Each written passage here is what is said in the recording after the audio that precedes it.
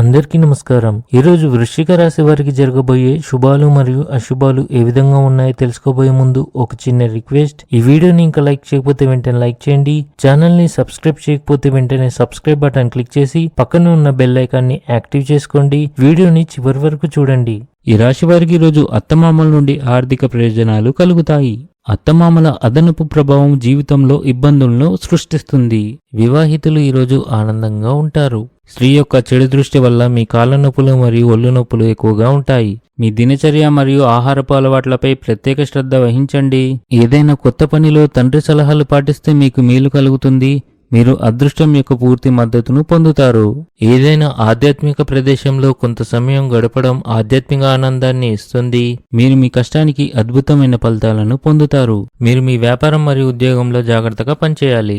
మీరు ఏదైనా పనిని చేసే బాధ్యతను తీసుకున్నట్లయితే దాన్ని పూర్తి చేయడంలో కొంత జాప్యం జరగవచ్చు. దాని కారణంగా ప్రజలు మీపై కోపం తెచ్చుకోవచ్చు. క్రీడలలో పాల్గొనడం మీ ఆత్మవిశ్వాసాన్ని పెంచి మీరు కొత్త సవాళ్లను స్వీకరించేందుకు ప్రేరణగా పనిచేస్తుంది.